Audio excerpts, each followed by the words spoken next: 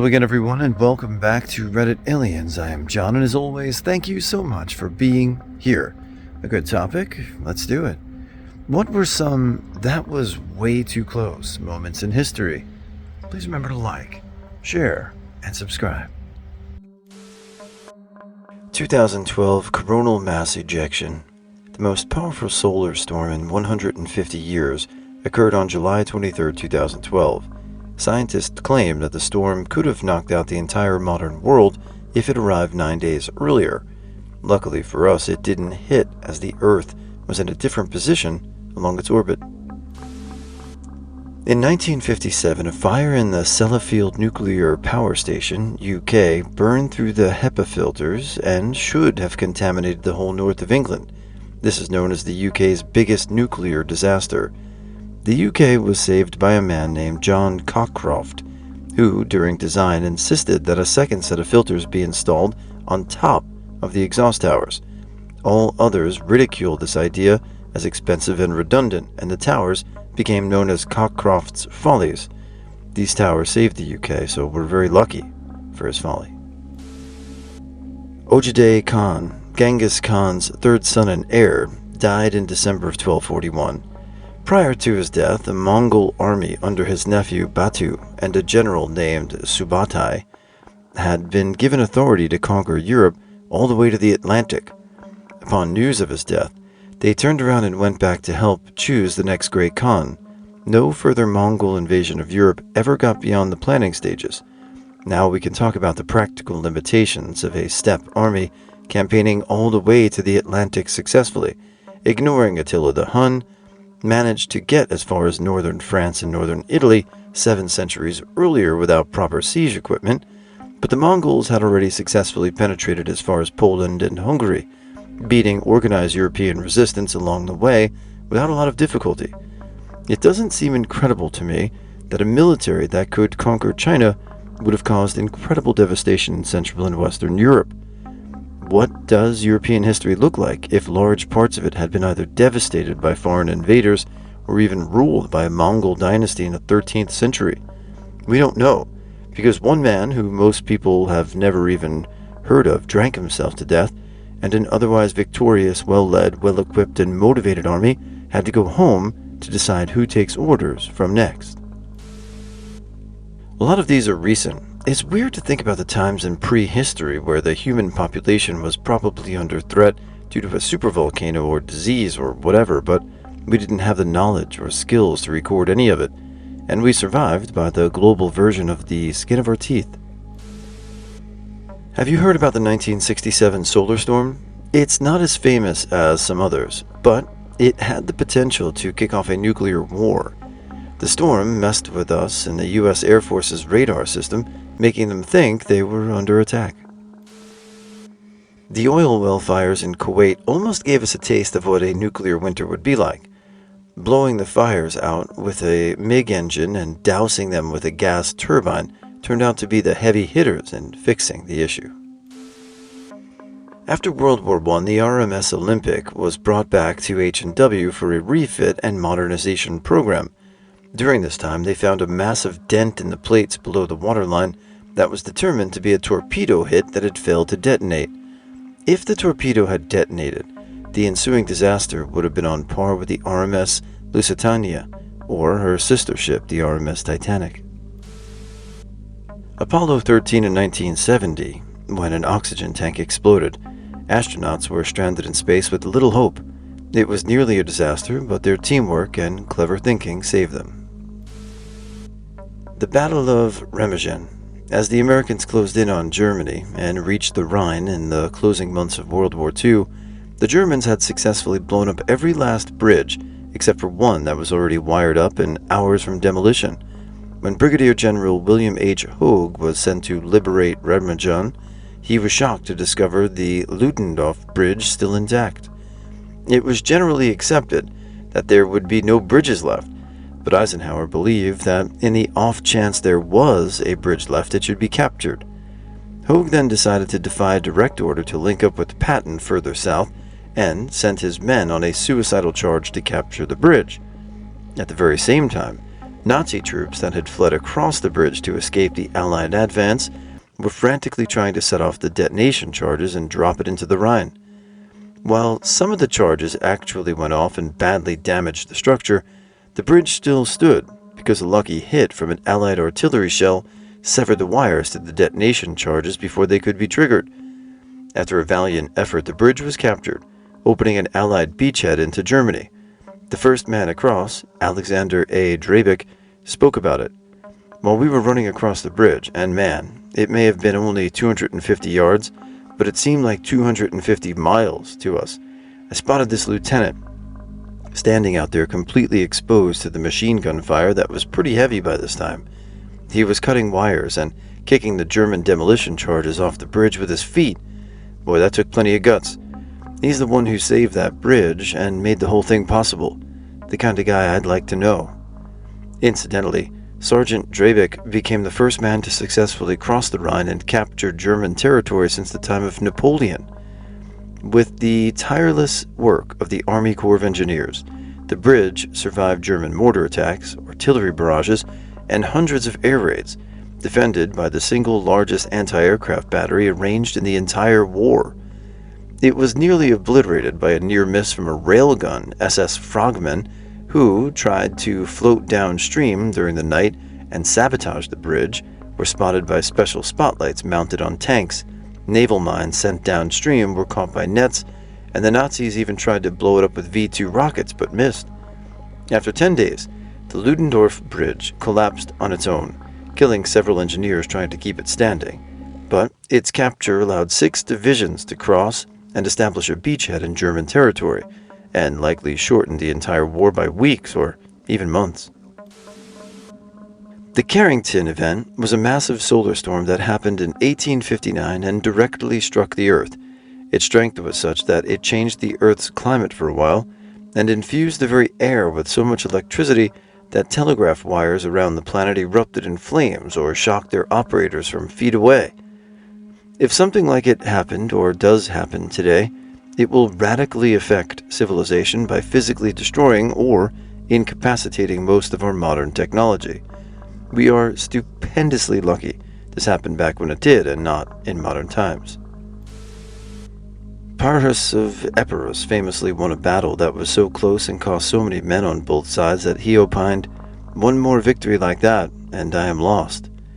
It may be apocryphal, but it is where we get the phrase Pyrrhic victory. In 1920, President Paul Deschanel of France fell through the window of the train while traveling on the Orient Express. He stumbled up to the nearest signal box in his pajamas and told the signalman that he needed help and that he was the President of France. The signalman reportedly replied, "And I'm Napoleon Bonaparte." The Black Death. The plague caused an epidemic in China in the 1330s and again in the 1350s, causing tens of millions of deaths. The 1330s outbreak also spread west across Central Asia via traders using the Silk Road. Occurring in Europe from 1346 to 1353, one of the most fatal pandemics in human history. As many as 50 million people perished, perhaps 50% of Europe's 14th century population. Bubonic plague is caused by the bacterium Yersinia pestis and spread by fleas. The plague did not stop entirely until the early 18th century, 1700 to 1799. The British almost colonized the Philippines as part of the 7 Years' War from 1756 to 1763. A British expeditionary force led by Admiral Samuel Cornish and General William Draper attacked Manila in 1762, hoping to gain a strategic foothold in the region and establish their dominance over the Pacific trade. The Spanish forces offered little resistance, and after a fierce battle, the British took control of Manila for 2 years.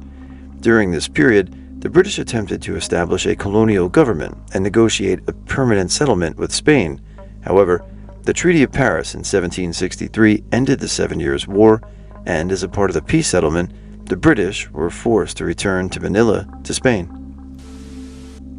Hitler, diverting much of the Nazi force assaulting Moscow to the south to help the siege of Stalingrad, might have broken Soviet morale and changed the entire Eastern Front if they took Moscow. Then the Nazis might have focused more on building Fortress Europe defenses and gotten across to more oil and raw materials, they might never have lost the war. Frightening thought. Shortly after Cook discovered Australia, he was mapping its eastern coast when his ship, HMS Endeavour, ran aground on part of the reef now called Endeavour Reef. 4 miles from land, the ship was stricken and had a gaping hole in the keel. The crippled ship would go down if freed from the reef because of the hole. Cook was stranded. A member of his crew, whose name I don't know and may be forgotten to history, someone can correct me, suggested they father the Endeavour's hull, an unorthodox method of soaking a sail in oil and wrapping it round the ship like a crude bandage. This allowed Endeavour to limp to the mainland where full-scale repairs could be made. If Cook had lost the Endeavour, and probably many of his crew during this, his return to England would have been extremely unlikely if not impossible. If he hadn't reported his discovery of Australia, the English would have never claimed it, and in all likelihood focused their colonial efforts elsewhere, namely America, resulting in a more substantial and perhaps longer-lasting American colony. Also, the French would have more than likely discovered and colonized Australia. Their expeditions in the Australia region at the time suggest this. Geopolitics would look very different today if that unnamed sailor didn't know about fathering. The Cuban Missile Crisis probably wouldn't have been a thing. September 26, 1983. During the Cold War, an alarm went off in a Soviet command center that the U.S. had launched 6 nuclear missiles. A lieutenant colonel named Stanislav Petrov judged that it was a false alarm and refused to launch a retaliatory strike. That man single-handedly saved the world from nuclear war. When I first saw this topic, the first thing I thought of was Stanislav Petrov because I didn't know about it before I started reading for the page. I might have heard it in some anecdotal story, but since then I've read it a bunch, and you could argue that he did really kind of save most of the world, so there should be monuments for him. There are a number of near misses on nuclear war. McNamara went and talked years later to people involved in the Cuban crisis, and his conclusion was that we lucked out. One very important discovery was that while there were supposed to be various safeguards on the Soviet side, actually, these were being bypassed. This should give us pause when we see comments that, oh well, it would still have been stopped by XYZ. Another, in 1940, the British government had to decide whether to continue the war or investigate the possibility of a peace. Hitler might have been given what seemed reasonable terms because he wanted to turn toward Russia and could deal with the British Empire later. If Britain had settled, the chance of Germany winning the war would have been quite a lot higher. Later, Churchill liked to imply everyone was united for carrying on, but in fact, he had to maneuver, and without the Labour members of the war cabinet, he might have been outvoted. For American readers, a prime minister is not like a president who makes the decisions alone with the cabinet only advising. In 1983, Stanislav Petrov received a nuclear early warning missile warning that missiles from the U.S. were headed toward the USSR. He decided it was a false alarm and didn't start the process for retaliation. It was later revealed that most likely there would not have been a retaliatory strike by the Soviets, as they would have wanted further confrontation. But some people believed he saved the world from all-out nuclear war. In 1973, the Yom Kippur War. Israel had their backs against the wall, and they were ready to go nuclear. The U.S. had to resupply them, or else they would have gone nuclear. In retaliation for the U.S. resupplying Israel, the Soviet Union deployed tactical nuclear weapons to Egypt. In retaliation, the U.S. deployed tactical nuclear weapons in Vietnam, with the intention of marching on Hanoi with full tactical nuclear support if nuclear weapons were fired in the Middle East. In 1797, the HMS Minurva, a lone British frigate in the Mediterranean, blundered into an entire hostile Spanish fleet, including 25 ships on the line in foggy weather. Fortunately, none of the Spaniards noticed her, and she was able to escape, link up with the main British fleet, and report the Spanish movements, leading to the battle shortly afterwards. Minerva's captain was one Horatio Nelson. The American Revolution. Some years ago I read a book called Almost a Miracle, which was a narrative about the American Revolution, and the whole thing was hanging by a string the entire time.